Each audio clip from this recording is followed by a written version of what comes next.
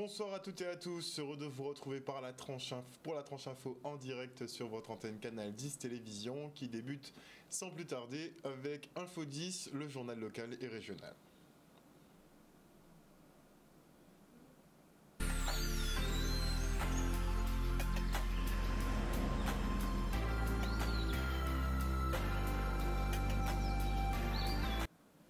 Nous sommes le vendredi 12 avril 2024 et les élus régionaux ont voté aujourd'hui un budget primitif de 1,93 milliard d'euros, une grosse enveloppe qui compte 502 millions pour le fonctionnement et 590 pour les investissements. Parmi les grands projets, on note le lancement de la phase 2 de la déviation de la Boucan. Le projet total représente quand même 100 millions d'euros. Le chantier du lycée de Bainbridge qui est en phase terminale ou encore le campus universitaire de santé qui devrait voir le jour. 50 millions seront engagés pour le transport, dont 1,4 pour le déploiement d'un système de billettique automatique, 4,3 millions qui seront destinés aux résidents des îles du Sud afin qu'ils puissent bénéficier de réductions de prix sur les voyages. On fait le point avec le président Harry Chalus. La première chose, c'est que l'opposition a félicité quand même un bon budget d'1 milliard. C'est une première pour la région Guadeloupe. Comme nous l'avons dit, nous allons vraiment nous mettre sur nos actions prioritaires, accompagner effectivement les infrastructures comme le lycée de Bainbridge, la déviation de la Boucan, la faculté de médecine de plein exercice, 590 millions d'investissements comme l'an dernier, donc continuer à accompagner aussi les communes qui sont en très grande difficulté. Mais cette année, vraiment, nous allons nous mettre sur notre mission première, qui est de développer l'économie, les agriculteurs, la pêche. Nous avons été félicités par l'Union européenne du bon fonctionnement, plus de 112% FEADER, FSE, 95% du FEAMP, 91% sur le FEADER. Donc, effectivement, on a quand même très bonne gestion. Aujourd'hui, on a entendu tant de choses. Nous sommes à 5 ans de désendettement. Donc, c'est que nous avons fait du très bon travail.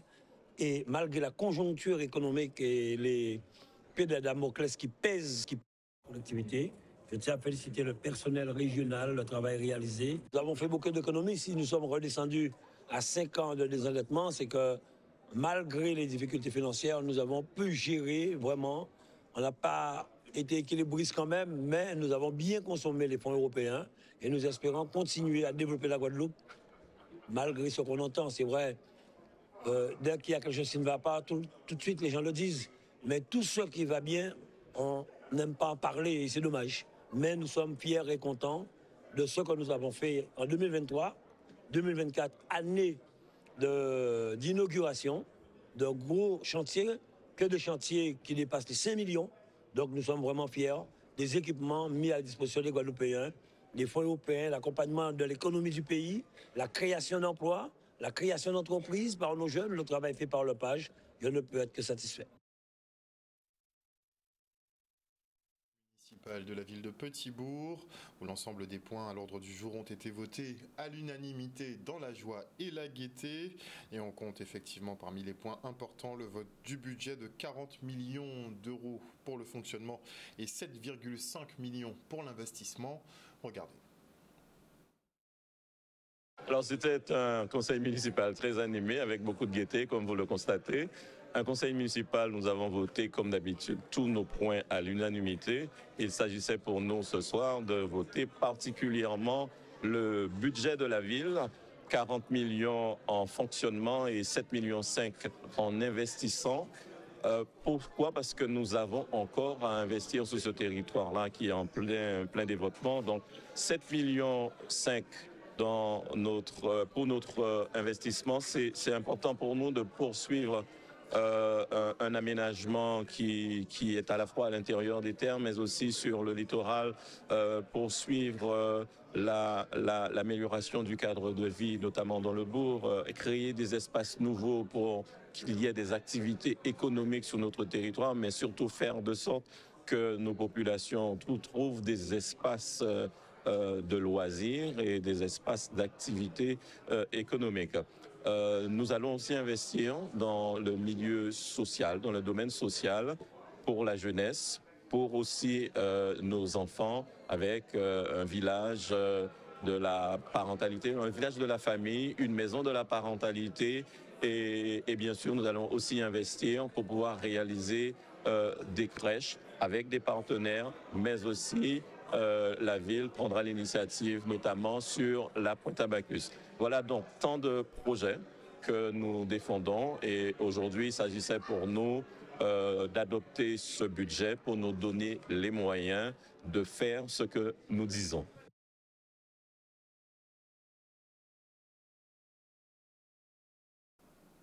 Et on part maintenant pour un séminaire à destination des assistantes de la ville de Lamentin, une formation pour leur permettre de monter en compétences et mieux gérer leur structure. Regardez.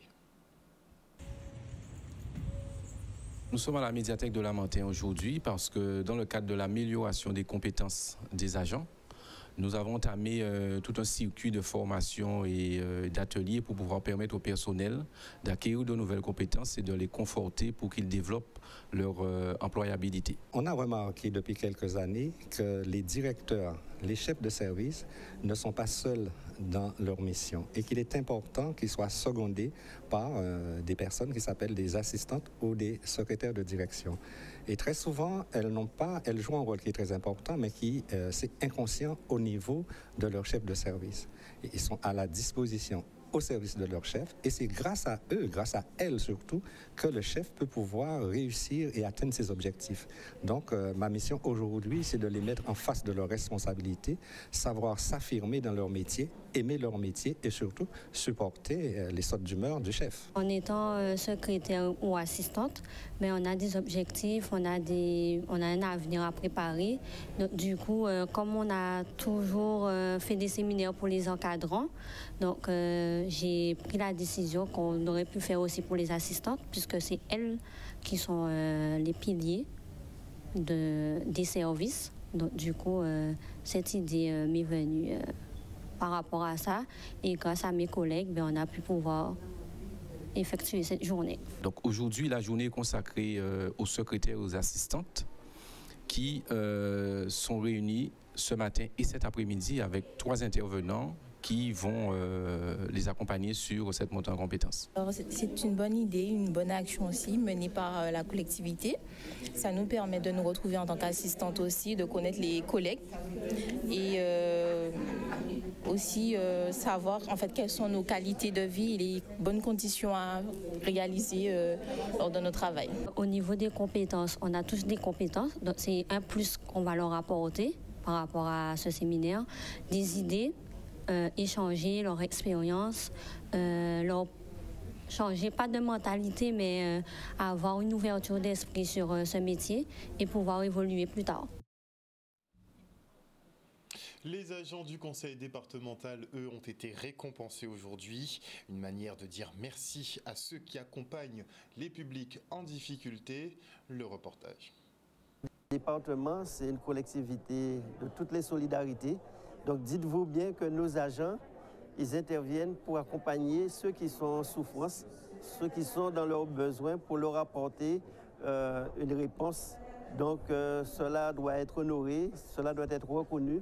Et pour moi, en faisant cette manifestation, c'est une façon de leur gratifier, de leur montrer toute cette reconnaissance que moi, en tant que président, mais au-delà, les élus, nous avons pour leur engagement, leur dévouement quotidien au service donc, des administrés. Ça fait plaisir, simplement, par rapport au nombre d'années passées au travail, l'impression d'être récompensé pour des heures loin de chez soi, loin de sa famille. Ça n'a pas de prix. J'ai apprécié ce que je faisais. Jusqu'à maintenant, je suis là, j'apprécie encore. Et c'est un honneur d'être récompensé pour ce qu'on a fourni pendant 40 ans. J'étais dans des services agréables, j'ai de bons directeurs, de bonnes collègues, on a passé de bons moments et puis voilà quoi. Et sur mes dernières années, je finis aux archives départementales et voilà quoi. Voir les autres collègues d'autres administrations, d'autres services, ça fait plaisir de savoir qui était derrière un nom. Et franchement aussi de sortir du travail, sortir du milieu du travail, ça fait toujours du bien d'être un petit peu en extérieur. Fort de leur expérience, de leur engagement, tout ce que je souhaite, c'est qu'ils puissent transmettre ce savoir-faire, puisque effectivement, il va y avoir beaucoup de renouvellement, ce qui est un peu normal au niveau du département. Je crois que depuis mon arrivée, il y a plus de 300 personnes qui ont été recrutées. D'ailleurs, j'ai eu l'occasion de faire l'accueil des nouveaux. Et ce qui est important, c'est cette fusion, cette communion, parce que tous, qu'on soit élus, nouveaux ou anciens, on travaille pour les Guadeloupéens. Et maintenant, on parle santé à l'occasion de la journée mondiale de la lutte contre la maladie de Parkinson. Et les associations locales en plus fêtent leurs 40 ans d'existence. Regardez. Nos 40 ans d'existence, donc l'association créée par le professeur Yves Agide. Donc c'était important pour nous de marquer le coup pour les 40 ans. Il y aura une conférence d'abord ce matin où les médecins vont nous expliquer un peu l'avancée sur la recherche et nous expliquer aussi la progression sur la maladie. La maladie de Parkinson est donc une maladie neurodégénérative, comme on dit, c'est-à-dire une maladie dans laquelle les neurones, les cellules nerveuses au niveau du cerveau, dans la partie profonde, dans les noyaux qui se trouvent dans la profondeur, c'est pour ça qu'on parle de noyaux gris. Ces cellules vont donc mourir progressivement, notamment au-delà de la soixantaine. Et la mort de ces cellules qui contrôlent le mouvement va provoquer une raideur, un tremblement, souvent d'un côté au début, et ensuite cette attitude figée, la rigidité et cette attitude figée qu'on appelle l'akinésie ou l'hypokinésie. Ça fait 3-4 ans, ça s'est déclaré par un mal de dos qui m'a bloqué pendant 4 jours dans le lit.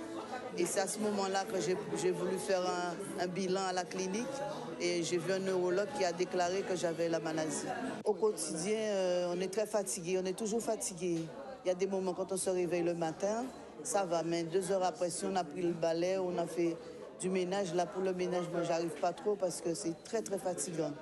Mais sans ça, je continue dans mes activités. En tant que styliste, j'ai une boutique à Pointe-à-Pitre. Je descends 2 fois par semaine et je peux travailler. Mais je fais aussi beaucoup de gym, de marche, de kiné. Sans ça, si on ne fait rien, on reste dans un coin, on se laisse mourir. Mais non, on a toujours la vie, alors il faut toujours bouger un peu. Les chiffres ne sont pas précis, mais nous savons qu'on a entre 2500 et 3000 personnes qui sont touchées par la maladie. Il y a des traitements pour ça. C'est pour ça que nous avons fait cette journée mondiale, comme partout en France, pour parler de la prévention, pour parler de l'activité physique qui permet de limiter une grande partie des symptômes de la maladie. Mais aussi, il y a des traitements médicamenteux et un centre expert au siège de la Guadeloupe où on peut prendre en charge les patients. Un reportage de Maxime Morel. Et cet après-midi, une dizaine de jeunes de la MFR Côte-sous-le-Vent se sont envolés pour la Finlande. Ces élèves de première bac professionnel service aux personnes et animation des territoires effectueront là-bas 15 jours de stage professionnel. Une belle expérience. Regardez. Opportunité pour nos jeunes, donc des élèves de première bac pro service aux personnes et animation dans les territoires, de pouvoir profiter du dispositif Erasmus+, qui permet justement aux jeunes de partir à l'étranger, d'avoir une ouverture. Donc nos élèves partent en stage professionnel pour 2 semaines. Donc ils seront exclusivement dans des maisons de retraite pour découvrir les techniques professionnelles, les avancées aussi professionnelles, les pratiques et être au service des personnes âgées. Ça va leur permettre pour eux, donc pour certains, d'aller pour la première fois en Europe. Ça leur permet également de développer leur autonomie et de découvrir de nouvelles pratiques professionnelles. Donc ce sera enrichissant pour eux. Comme j'ai jamais fait de stage en maison de retraite, pour moi ça me permet d'acquérir de nouvelles capacités et de nouvelles compétences. Voilà. Elle va aider les personnes âgées. Elle va être en contact avec les docteurs. Et donc, ils vont échanger, ils vont communiquer, ils vont essayer aussi avec les enfants parce qu'ils vont aussi en petite enfance. Je suis fier dans la mesure qu'elle va pouvoir découvrir autre chose et j'espère de tout cœur que ça va lui apporter de bonnes choses. C'est un double challenge. Donc effectivement, au niveau de la MFR, notre objectif, c'est de pouvoir donner aux élèves tous les moyens de s'intégrer dans le monde dans lequel nous vivons, un monde rempli de mutations. Donc nous voulons vraiment que nos jeunes comprennent qu'il faut s'ouvrir aux autres et pour cela découvrir ce qui se fait ailleurs pour porter aussi le plus en Guadeloupe. Et on leur souhaite effectivement d'effectuer un bon boulot en Finlande pour leur laisser un bon petit souvenir effectivement de la Guadeloupe aussi en passant. Et voilà, chers téléspectateurs, nous sommes arrivés au terme de ce journal. Avant de se quitter, on sort effectivement la petite Bible, donc le dictionnaire créole-français, et on va choisir un dicton pour ce soir. Lequel ce sera? Alors, z'aiguilles qu'à travail toute la semaine, z'épingles qu'aille en os samedi. Alors, l'aiguille travaille toute la semaine sur la robe, entre guillemets, et c'est l'épingle sur la robe qui va à la noce le samedi. La récompense ne va pas toujours à celui qui le mérite. Et donc, en créole, c'est z'aiguilles qu'à travaille toute la semaine, z'épingles qu'aille en os samedi. Une bonne soirée à vous. Merci pour votre fidélité. N'oubliez pas que sur Canal 10, vous faites l'information que nous diffusons. Le journal local revient lundi à 18h30. Une bonne soirée, un bon week-end. Prenez soin de vous et de vos proches. Bisous tout le monde.